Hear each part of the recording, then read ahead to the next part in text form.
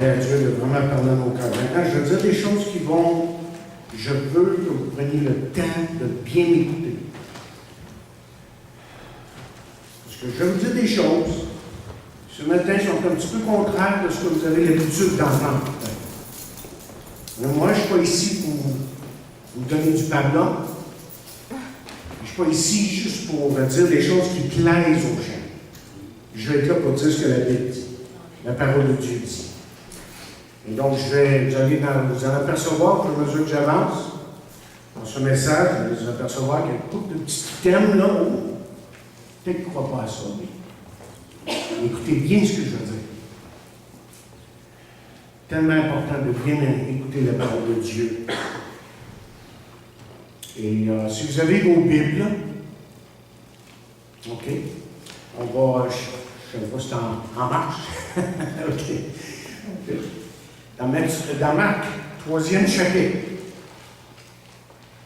Et le texte ce matin, c'est versets 13 à 19.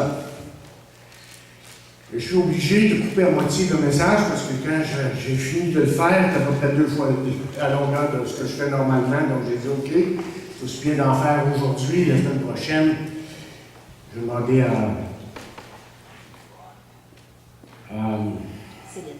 Céline. Céline, bien vouloir s'avancer pour nous lire le texte pour ce matin.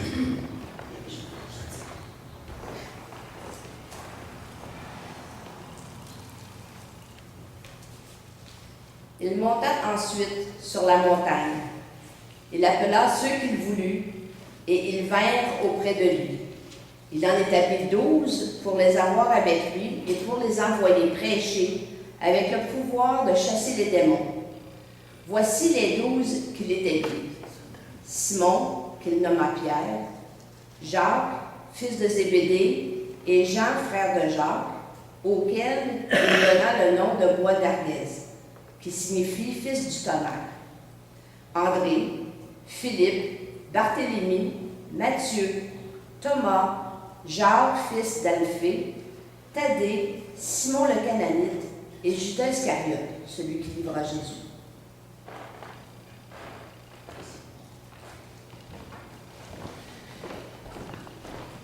Alors, courbons-nous dans une autre prière, si vous voulez bien. Père, nous te remercions pour ta parole que nous avons lue, que nous avons vue ce matin. Et nous te demandons que cette sainte parole, comme nous avons chanté, puisse transformer nos cœurs et nous emmener plus près de toi. Nous croyons en ta parole, nous croyons qu'elle vient de toi et que tu nous l'as donnée pour diverses raisons, mais surtout pour apprendre à te connaître. Et je prie que ce matin, en écoutant ta parole, que nous saurons justement, nous saurons venir au pied de la croix et donner nos cœurs et nos vies entières à toi.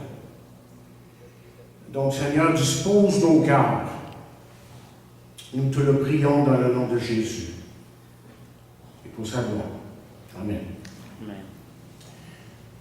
Alors, le message que j'aimerais vous donner ce matin est un message particulier. Parce que vous voyez, à ce stade-ci dans Marc, on est en train de passer à travers Marc. Le ministère de Jésus est en pleine expansion. Et dans cet environnement, les gens du peuple suivent Jésus. Parce que Jésus enseigne la parole de Dieu avec puissance. Et parce qu'il fait des miracles pour la gloire de Dieu. Évidemment, comme on l'a vu à plusieurs reprises, les dirigeants religieux détestent, mais ils détestent Jésus parce qu'ils refusent de jouer selon leurs règles.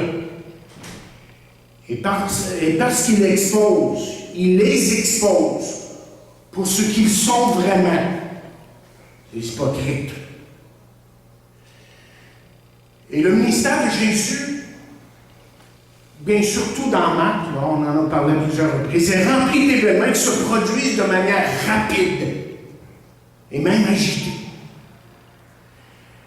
Mes chers amis, les versets que nous avons lus ce matin nous montrent que Jésus se retire quelquefois et temporairement de sa cédule frénétique.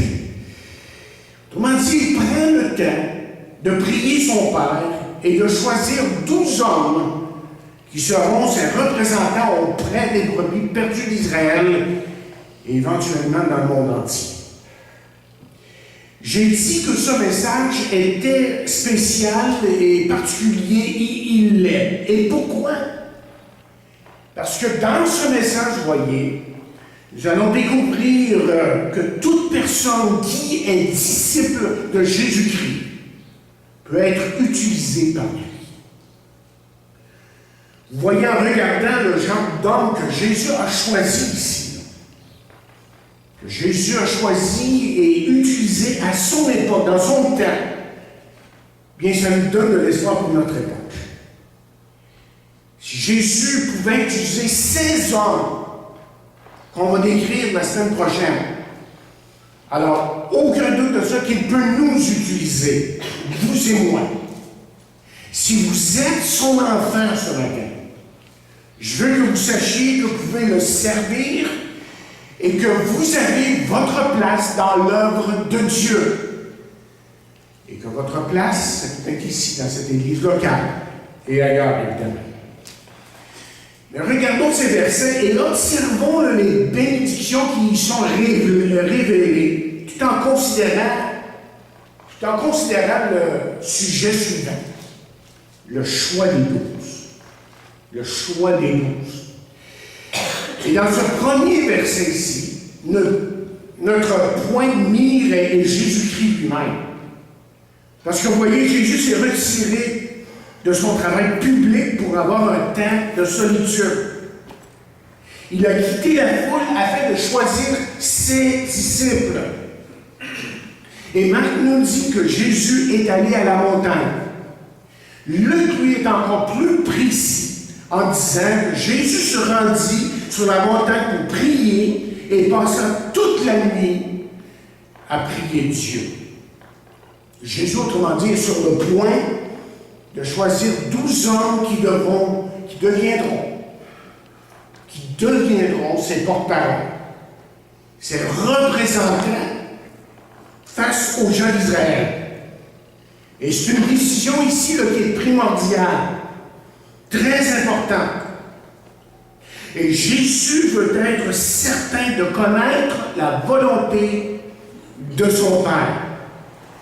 Et rappelons-nous ce qu'on a étudié le mercredi soir.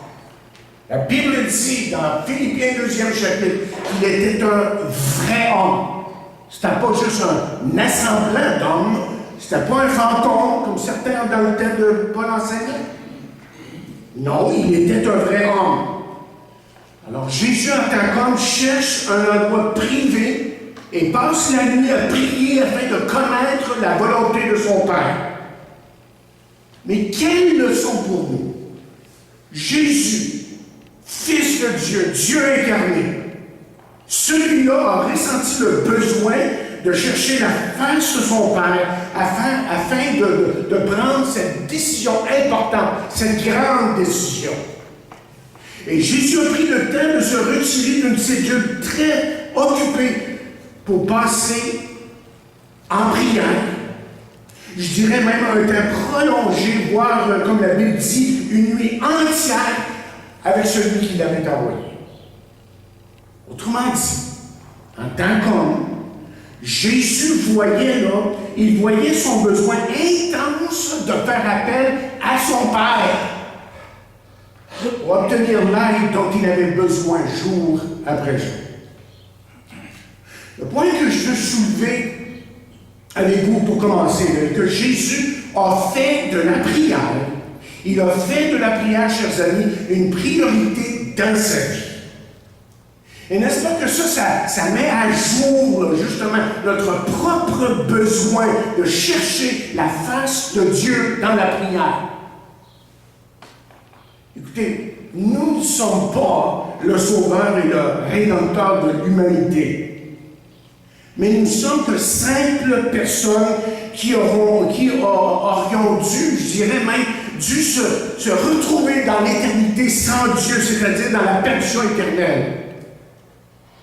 Mais Dieu, dans sa grâce et dans sa grande miséricorde, a étendu sa main et nous a sauvés de nos péchés. Et Dieu ensuite nous a recueillis dans sa famille et nous a donné le privilège de la prière, de le prier.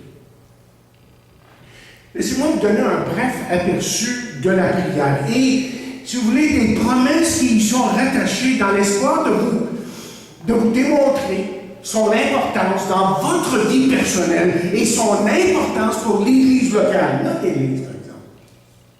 D'abord, ce que nous découvrons concernant la prière dans la parole de Dieu, c'est que Dieu a promis d'entendre, d'écouter nos prières. Je répète, Dieu a promis d'entendre et d'écouter nos prières. Nous lisons dans Jérémie, 33e chapitre, verset 3. Invoque-moi et je te répondrai. Je t'annoncerai de grandes choses, des choses cachées que tu ne connais pas. Et ensuite, dans Ésaïe 65, verset 24, nous lisons, avant qu'ils m'invoquent, on parle de ceux qui prient ici, là, je répondrai. Avant qu'ils aient cessé de parler, j'exaucerai. La première chose qu'on apprend de la prière, c'est que Dieu a promis d'entendre, d'écouter nos prières. La deuxième chose, c'est que Dieu a promis de répondre à nos prières. Et dans Matthieu, le 7e chapitre, nous lisons, demandez, on vous donnera, cherchez, et vous trouverez, frappez, et on vous ouvrira. Car quiconque demande reçoit, celui qui cherche trouve, et l'on ouvre à celui qui frappe. Et ensuite, dans Jean 16e chapitre, nous lisons ceci en ce jour-là. Vous ne m'interrogerez plus sur rien. En vérité, je vous le dis, ce que vous demanderez au Père, il vous le donnera en mon nom. Et troisièmement, Dieu utilise nos prières pour accomplir sa volonté dans ce monde, dans le monde. Et nous lisons justement dans Jacques 5e chapitre ces paroles. Écoutez bien, verset 16. Confessez donc vos péchés les uns aux autres et priez les uns pour les autres afin que vous soyez guéris. La prière fervente, dit-il, Jean, du juste, un grand efficace. Il continue en disant, Élie était un homme de la même nature que nous, il pria avec instance pour qu'il ne plût point. Et il ne tomba point de pluie sur la terre pendant 3 ans et 6 mois. Puis, il pria de nouveau. Et le ciel donna la pluie, et la terre produisit son fruit. Ça, c'est la prière. Mais laissez-moi vous dire autre chose sur la prière. Parce qu'il y a tellement de choses à dire sur la prière. Le besoin est tellement grand dans nos besoins, dans nos vies personnelles et dans l'Église. La première chose que je dirais, c'est ceci, c'est que Dieu sait ce que vous allez demander avant que vous le lui demandiez. Et plus que cela est un fait, certains gens, évidemment, se demandent pourquoi il faut prier. Ils se demandent pourquoi il faut prier. Après tout, Dieu ne fera que ce qu'il lui plaît. Point de main. Ça, c'est clair dans la parole de Dieu. Parce que moi, j'ai affaire avec un Dieu qui est souverain, pas un Dieu qui est au crochet des hommes aujourd'hui. Alors, pourquoi prier? Pourquoi prier? Mais vous êtes-vous déjà arrêté pour vous demander si le point crucial de la prière ne serait pas la prière elle-même? Ne vous est-il jamais venu à l'esprit que la vérité est que Dieu nous commande de prier? Il nous commande de prier, voyez, parce que Dieu désire une relation et une communion avec des gens comme vous et moi. Il désire que nous prions et que nous puissions passer du temps dans sa présence. Et le temps, chers amis, le temps passé en sa présence est une période de temps évidemment extrêmement bien dépensée. C'est certain. C'est évident que le plus de temps que nous passons avec lui, commencerons à penser comme lui. Et après ce certain temps, bien, je dirais ceci, vous ne demandez que pour les choses qui sauront le glorifier. Vous recherchez par-dessus tout sa gloire, son honneur. Donc, la communion avec Dieu nous rapproche de Dieu. Et ceci, chers amis, est son premier désir pour vous. C'est pour ça qu'on peut lire dans Michée 6e chapitre, on t'a fait connaître, ô homme, ce qui est bien et ce que l'Éternel demande de toi, c'est que tu pratiques la justice, que tu aimes la miséricorde et que tu marches humblement avec ton Dieu. Mais pour que ça soit fait, que ça se réalise dans nos vies, il faut savoir prier. Il faut prier Dieu, il faut être en communion réelle avec Dieu. Alors laissez-moi ce matin vous encourager à devenir des hommes et des femmes qui prient. Parce qu'il n'y a aucun doute, après plusieurs années de vie chrétienne, que la prière est un facteur important dans la maturité spirituelle. Si vous ne priez pas, n'attendez-vous pas grand-chose de Dieu. Tout dépend de notre temps qu'on passe avec lui. Bon, on va changer de sujet. Là, comme vous savez, dans le ministère de Jésus, il y a une grande multitude. Il y a des centaines, voire à certains, peut-être même des milliers de gens qui le suivent d'une place à l'autre. Et peut-être en l'aidant aussi dans son ministère. Maintenant, il choisit 12 hommes parmi cette grande multitude pour être ses disciples.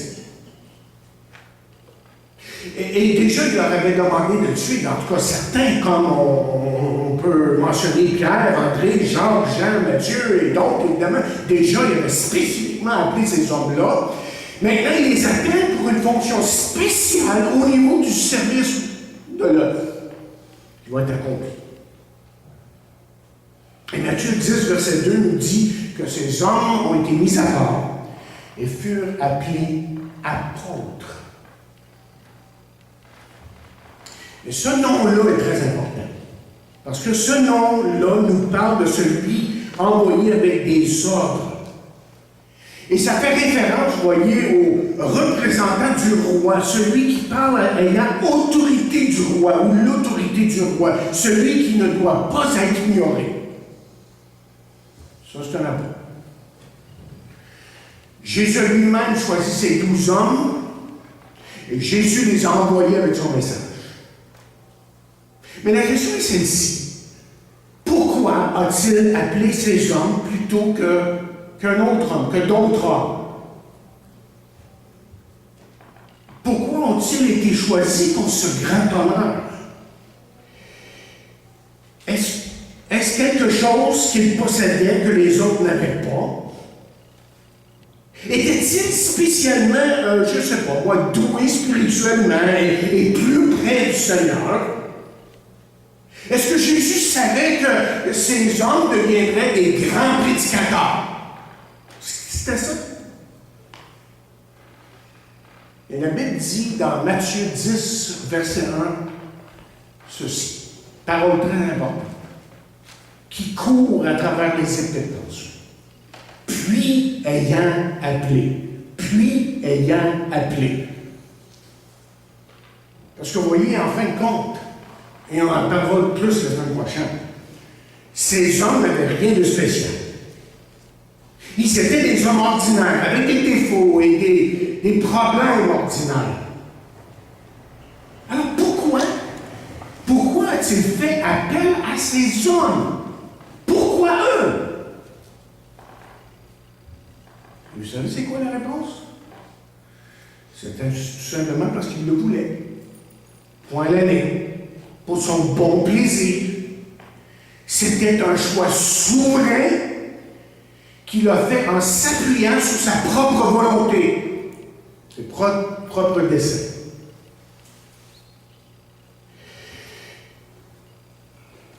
je veux juste dire ceci, là, que c'est un privilège d'être choisi par lui. Et vous noterez que lorsqu'il les a appelés, ils sont venus. Et c'est comme ça que fonctionne l'appel de Dieu sur la vie d'un être humain, d'un homme, d'une femme. Lorsque Dieu appelle, ils viennent. Premièrement, il m'a appelé pour me donner le salut. Et il me semble que son appel ne partait pas, il ne pouvait être nié dans mon cœur. Et c'est ce qu'on appelle en termes théologiques un appel irrésistible. Il y a l'appel général. Et la Bible parle d'un appel irrésistible. Dieu choisit. Pas facile à comprendre, ça. Pour certains, on dirait. Même certains pasteurs ne comprennent pas ce concept-là. On est rencontrés et ils ne comprennent pas du tout le concept de l'appel irrésistible.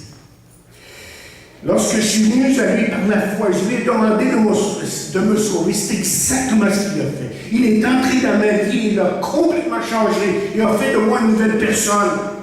Je ne méritais absolument rien. Mes chers amis, il m'a encore donné plus. Donc, vous voyez, toute la gloire lui appartient en ce qui a trait au glorieux salut qui est le mien, qu'il m'a donné. Vous dites, oui, mais j'ai pris la décision de suivre Jésus, d'accepter Jésus-Christ. C'est vrai. Mais il ne faut jamais oublier que son appel, que sans son appel, là, vous ne seriez jamais venu à lui. Encore une fois, toute la gloire lui revient. C'est tout à lui la gloire. Je ne sais pas pourquoi, mais il m'a choisi. Ensuite, il m'a appelé pour prêcher la parole. Encore là, son appel est venu dans ma vie et je m'en rappelle encore, j'étais jeune. Probablement, j'avais 9 ans, quelque chose comme ça. Et c'est jamais parti. J'ai essayé de résister peut-être un petit peu, pas beaucoup, juste un petit peu. Mais quel honneur que c'est d'enseigner la parole de Dieu, de prêcher la parole de Dieu, le salut en Jésus-Christ. C'est un privilège d'être un de ces prédicateurs. Aucun doute. Mais écoutez bien, parce que je ne veux pas me mettre à part des autres et penser que parce que moi je suis un prédicateur, ben, là, regardez-moi, puis moi je l'ai l'affaire, puis je suis spirituel, puis hey, j'ai compris, puis. Non, c'est pas ça. On n'est pas tous appelés des prédicateurs, mais on est tous appelés à le servir, par exemple. On est tous appelés à le servir. En fait, il appelle tous ceux qui lui appartiennent à le servir. Et c'est peut-être ça que Jacques a voulu dire lorsqu'il a dit, mais quelqu'un ne sait pas. Toi, tu as la foi et moi, j'ai les œuvres. Montre-moi ta foi sans les œuvres. Et moi, je te montrerai la foi par mes œuvres. Vous voyez, plus loin dans la Bible, il y a un autre texte, comment dit, la Bible nous enseigne que Dieu vous a donné un don. Dieu vous a donné une place dans le corps de Christ et que vous êtes appelés à le servir. Donc, Dieu vous encourage, encore là, la prière vient en ligne de compte. Dieu vous encourage à chercher sa face et à trouver ses dons qu'il vous a donnés pour travailler, pour œuvrer, pour être utile pour lui dans le corps de Christ. Chacun de vous. Bonhomme ici qui ne peut pas être utile pour Dieu. Vous savez, Jésus aurait pu choisir des. On pourrait dire. J'ai écrit milliers, mais j'exagère des fois, tu sais, quand on parle. Jésus aurait pu choisir des douzaines de façons pour que son travail soit fait sur la terre. D'abord, il aurait pu faire lui-même. Il aurait pu créer une race spéciale pour le faire.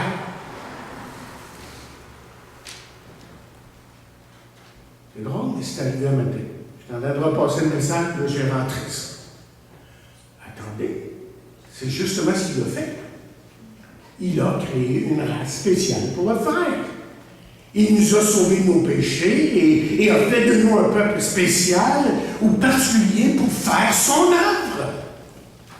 Et là, donc, moi j'ai rentré ça ce matin, parce qu'on peut faire des merveilleuses choses avec un ordinateur, hein? Bon, je devrais rentrer ce verset-là. Et là, qu'est-ce qui est venu?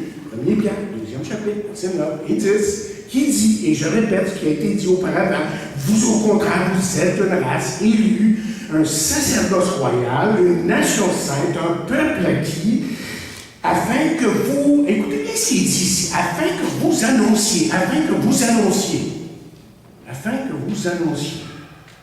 les vertus de celui qui vous a appelé des ténèbres à son admirable lumière. On est appelé à donner ce qu'on a reçu. Ce merveilleux salut. Vous, il dit-il, qui autrefois n'étiez pas un peuple et qui maintenant est un peuple, ou le peuple de Dieu, vous qui n'aviez pas obtenu miséricorde et qui maintenant avez obtenu miséricorde. Il vous a choisi, vous. C'est vous qui avez que Dieu a choisi. Alors, il faut se mettre à l'œuvre. Parce que si vous avez reçu cet appel, et vous le verrez par le genre de vie que vous vivez, voici ce que la Bible ajoute. Elle dit car Dieu ne se repent pas de ses dons et de son appel. OK, alors la deuxième partie de ce texte ici, au verset 14 et 15. Et ces deux versets ici nous disent, en fait, ils nous donnent ce que Jésus s'attendait de ses disciples. Et ces deux versets ici, en réalité, établissent un modèle pour le ministère, un modèle qui continue encore aujourd'hui. En fait, c'est une priorité dans le ministère et une priorité qu'un serviteur de Dieu ne voudra jamais ignorer. La parole vivante, notre traduction de la Bible, se lit comme suit. Plus tard, il monta sur la colline avoisinante et appela auprès de lui ceux qu'il avait choisis. Donc, bien lu, avez-vous bien compris ce qu'il dit ici? Les paroles appela auprès de lui. Appela auprès de lui. Retenez ça. Et ces paroles nous disent ce que doit être la première priorité du disciple de Jésus. Être auprès de lui. Le Seigneur a appelé ces hommes pour qu'ils le suivent là, dans une relation d'amitié personnelle. Et en plus, il voulait leur enseigner ses voies. Et cela, ça demandait de la proximité, ça demandait un rapprochement, de l'amitié. Il voulait surtout, je pense, qu'ils apprennent par son exemple personnel. Et ça demandait, ça imposait sur eux, si vous voulez, qu'ils soient auprès d'eux, près d'eux. Mais par-dessus tout, si on insiste sur ce point d'être auprès de lui, et si Jésus a voulu qu'il soit auprès de lui, c'est qu'il a voulu qu'ils soient auprès de lui parce qu'il les aimait et parce qu'il désirait une amitié et une profonde communion avec eux. Autrement dit, ce que je suis en train de dire, à vous dire et à me dire ce matin, c'est ceci. Être avec ou auprès de Jésus devrait être la chose la plus importante dans chacune de nos vies. Si nous voulons être comme lui, nous devons passer du temps auprès de lui, avec lui. Si nous désirons le servir comme il le désire, alors nous devons passer du temps avec lui, auprès de lui. Il n'y a rien de plus important dans nos vies que de passer du temps avec Jésus. Parce que le temps que vous passez avec lui dans la prière, la plus intime, vaut beaucoup plus que tout l'or de la terre. Le temps que vous passez dans le vague pâturage de sa parole vaut plus que tous les diamants du monde. Et le temps passé avec lui dans sa présence, alors que vous traversez justement peut-être une journée extrêmement difficile, a plus de valeur que toutes les richesses de l'univers. Rien ne se compare, chers amis, autrement dit, au fait d'être auprès de lui. Auprès de lui. Écoutez bien. Là, c'est important ce que je veux dire. Écoutez bien. Nous sommes aussi près de lui que nous désirons l'être. Avez-vous bien compris ce que je viens de dire? Je vais le répéter. Nous sommes aussi près de lui que nous désirons l'être. Dans les Français, vous avez bien compris ce que j'ai dit. Eh bien, lui a promis, vous voyez, dans sa parole, que nous pouvons, en quelque sorte, nous approcher de lui autant qu'on veut. Autant qu'on veut, lorsqu'il dit dans Jean, approchez-vous de Dieu, il s'approchera de vous, nettoyez vos mains, pécheurs, purifiez vos cœurs, hommes irrésolus. Et voici la promesse qu'il nous a faite aussi. Ah, vous me chercherez, et vous me trouverez. Si vous me cherchez quoi? De tout votre cœur. De tout votre cœur. OK, Jésus a appelé ces hommes et Jésus leur a demandé d'aller prêcher. Le mot prêcher ici veut dire agir en tant qu'annonceur, de proclamer le message du roi. Donc Jésus, Jérusalem lui-même choisit ces hommes et les a appelés à aller annoncer son message à la nation d'Israël. Et quel était ce message si important? Quel est le message qu'il devait prêcher? Bien, c'était essentiellement le même message que Jésus prêchait, c'est-à-dire l'évangile du royaume. C'était, autrement dit, la bonne nouvelle que Dieu avait envoyé son Fils dans le monde pour être leur sauveur et pour le salut des pécheurs. C'était, autrement dit, chers amis, encore une fois, un message d'espoir, de paix, de bénédiction. Et les disciples devaient apporter ce message au monde et les appeler à venir à Christ, à Jésus-Christ.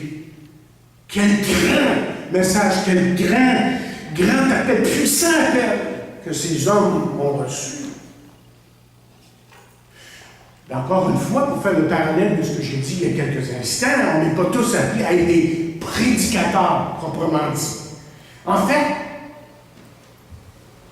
après une quarantaine d'années dans le ministère, laissez-moi vous dire mon évaluation de certaines choses que j'ai vues à travers les années. Je pense que certains prédicateurs, certaines personnes qui clament être prédicateurs, n'ont jamais reçu un appel de Dieu.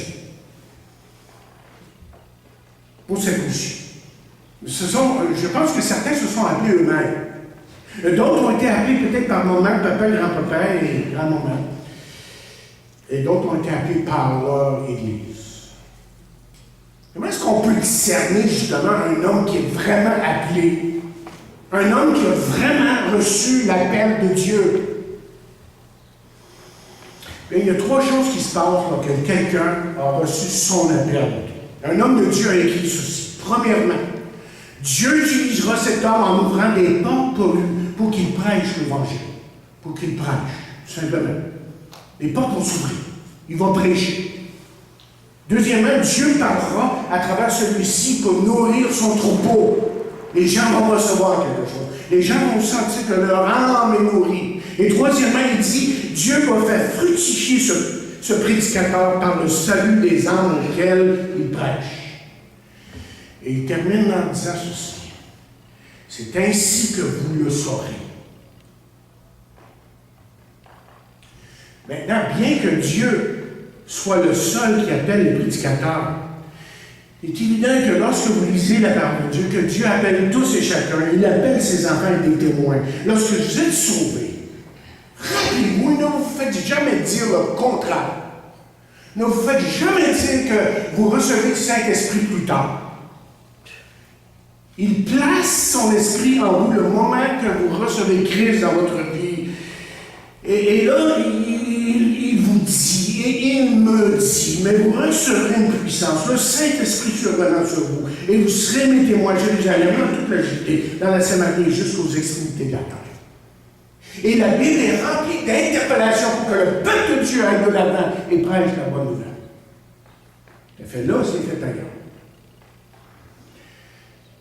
Alors, bien que vous ne serez jamais derrière une chaire, comme celle-ci, pour prêcher un message, un sermon, vous pouvez pouvez quand même prêcher la parole partout où vous allez, à toutes les personnes que vous rencontrez. Parce que dans Marc, voici ce que nous disons, allez par tout le monde et prêchez la bonne nouvelle et toute la création.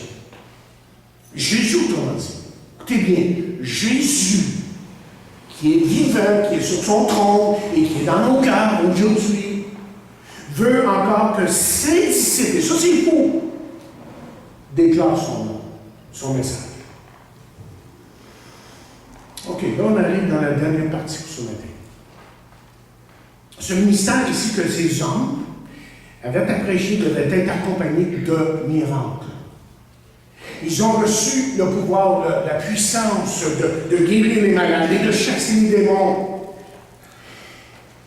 Ils ont reçu ce qu'on appelle des dons signes. Autrement dit, des dons qui étaient des signes. Ils ont reçu cette puissance pour valider leur ministère face aux gens à qui ils prêchaient. Suivez-moi ici.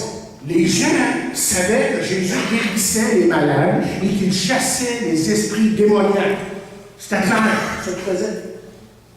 Lorsque les apôtres sont venus prêchant et démontrant la même puissance, les gens savaient que leur message était vrai et qu'ils étaient vraiment leurs disciples, les serviteurs du Seigneur Jésus-Christ. De nos jours, chers amis, nous n'avons pas ces mêmes signes accompagnant notre ministère. Je suis curieux de le dire, je vais le dire. Personnellement, j'ai prié pour beaucoup de gens qui étaient malades. Dieu a guéri, Dieu n'a pas toujours guéri. C'est toujours selon sa volonté. Oh, certaines personnes à la télévision, surtout, vont vous dire, ils vont clamer être capables de guérir tous et chacun. Mais on vous dit aussi que si vous n'êtes pas guéri, que c'est parce que vous manquez de foi. Mais ça, c'est des charlatans. C'est des menteurs. Je me suis de le dire encore une fois, mais c'est des charlatans et c'est des menteurs. Et je pourrais vous mentionner les noms, mais je vais être gracieux derrière la vidéo aussi, devant la vidéo. Parce que s'ils peuvent faire ce qu'ils disent faire, là, comme j'ai souvent dit, mais faisons venir Radio-Canada et TVA, mais c'est pas mal extraordinaire ce qu'ils veulent faire, là, ce qu'ils réclament d'être capables de faire. Voyez, les miracles de Jésus, lisez-les bien, faisaient que ses disciples, les miracles que Jésus faisait, là, que les disciples faisaient, étaient sans équivoque. C'est-à-dire qu'on n'avait pas à deviner s'il y avait une guérison, là. C'était clair. C'était tellement évident pour tout le monde que tout le monde s'en réjouissait. Et même les incrédules étaient étonnés. On n'a pas besoin du signe des dons des signes, pour valider notre message. Pourquoi? Parce que ces dons, signes avaient été donnés pour parler au peuple juif afin de leur laisser savoir que leur Messie était venu. Il faut comprendre la parole de Dieu. Jean-Baptiste, par exemple. Savez-vous que Jean-Baptiste n'a jamais fait un miracle? Jamais. Dans tout son ministère, très significatif. Et même, il se demandait à un certain moment si Jésus était le Messie. Hey, es-tu le Messie? Et dans Matthieu 11, voici ce que nous lisons. Jean, ayant entendu parler dans sa prison des œuvres de Jésus, lui fit dire à ses disciples, celui qui doit venir, ou devons-nous en attendre un autre? Es-tu le Messie? Jésus leur répondit, allez rapporter à Jean ce que vous entendez, ce que vous voyez. Les aveugles voient, les boiteux marchent, les lépreux sont purifiés, les sourds entendent, les morts ressuscitent. La bonne nouvelle est annoncée aux pauvres, heureux celui pour qui je ne serai pas une occasion de chute. Encore une fois, ce qu'il faut comprendre ici, lorsqu'on voit le dénouement qui a lieu dans la parole de Dieu, c'est que les miracles, les guérisons que Jésus et les apôtres faisaient étaient exécutés pour valider, pour confirmer leur message. Que Jésus était le Messie et que ces 12 hommes-là ici, que Jésus avait choisi, étaient vraiment choisis de Jésus. Qu'ils étaient authentiques. Maintenant, n'allez pas voir les gens et leur dire, notre pasteur, Michel, il ne croit pas au miracle et il ne croit pas à la guérison. C'est pas ça que je suis en train de dire. suis en train de dire? Je suis en train de dire qu'il y avait une raison pourquoi c'était fait comme ça, là. Et quand on comprend ça, on voit comment que Dieu est en train d'agir. Son plan est en train de s'exécuter. Et tout est fait en ordre et selon son plan. Il n'y a pas d'erreur de la part de Dieu. Et si Dieu guérit, si Dieu fait des miracles, aujourd'hui, on le glorifiera pour tout ce qu'il fait. Mais aujourd'hui, notre message est validé par deux choses. Par la parole de Dieu même et par les vies que Jésus change par sa grâce. Chaque fois, comme on dit, qu'il sauve une personne et délivre le pécheur de l'emprise de ses péchés, il valide et il confirme son message. Et je l'ai vu à maintes et maintes reprises. Chaque fois qu'un alcoolique ou une personne qui consomme la drogue est délivré de son addiction, il valide son message. Et chaque fois qu'un mariage est réconcilié, il confirme son message, que le message est bon. Et chaque fois qu'une personne donne son témoignage que Dieu l'a sauvé, ce que Dieu est en train de faire ici, par lui, par sa vie transformée, confirme son message. Je vais vous laisser avec 3 passages. Parce que j'ai dit au début que c'est la parole de Dieu qui valide, qui confirme notre message. C'est ce qui est écrit là, qui nous dit si on a le bon message, on est en train de faire la chose qui est correcte. Parce qu'une personne peut faire des miracles et des guérisons, tout le reste, et Jésus lui dira peut-être, hey, Matthieu 7, tu ne connaissais pas. Tu es vraiment inconnu. Tu as fait tout ça? Moi, tu n'as pas mon enfant. Mais qu'est-ce qui nous confirme d'abord la parole de Dieu? Voyez ce que Paul dit dans 1 Corinthiens 15. Il dit, je vous rappelle, frère, l'évangile que je vous ai annoncé, que vous avez reçu, dans lequel vous avez persévéré et par lequel vous êtes sauvés, si vous le retenez tel que je vous l'ai annoncé. Autrement, vous auriez cru en vain. Je vous enseigne avant tout, comme je l'avais aussi reçu, que Christ est mort pour nos péchés selon les Écritures, qu'il a été enseveli, qu'il est ressuscité le 3e jour selon les Écritures. Ça, c'est ce que la Bible dit. C'est le message que je dois annoncer et rien d'autre. Je n'ai pas besoin de d'autres confirmations. C'est écrit dans la parole de Dieu et c'est assez. Je dirai, la foi a été donnée une fois pour toutes. Et ensuite, nous lisons dans Romains 10, 9 et 11, ces paroles. Si tu confesses de ta bouche le Seigneur Jésus, et si tu crois dans ton cœur que Dieu l'a ressuscité des morts, tu seras sauvé. C'est en croyant du cœur qu'on parvient à la justice. C'est en confessant de la bouche qu'on parvient au salut. Selon ce que dit l'Écriture, quiconque croit en lui ne sera point confus. Il vient Jésus le sauve. Et enfin, dernier texte, c'est 2 Corinthiens, un de mes favoris, 5, verset 17, qui dit « Si quelqu'un est en Christ, il est une nouvelle créature. Les choses anciennes sont passées, et voici toutes choses sont devenues nouvelles. » Est-ce que votre vie a été changée? Mais il veut la changer. Il veut la transformer. Il veut que vous puissiez vous approcher de lui. Il veut... Dieu, en quelque sorte, ce matin, j'avais une pensée plutôt ce matin quand je priais, puis je repassais mon message. Je ne me rappelle plus, mais je vais le dire comme ceci. C'est comme Dieu veut se saisir de votre vie et en faire quelque chose de grand et de merveilleux. Beaucoup, beaucoup plus merveilleux et plus grand que ce que vous pouvez penser. Parce que lui est souverain. Et lui est dans nos cœurs. Et il veut encore faire de grandes choses à travers nous. Prie. Seigneur, je prie que ta parole puisse entrer dans nos vies et nous changer, nous transformer et nous montrer la grandeur de ton nom, la grandeur de ta puissance et de ton amour et de ta grâce pour tous ceux qui s'approchent de toi. Je prie dans le nom de Jésus.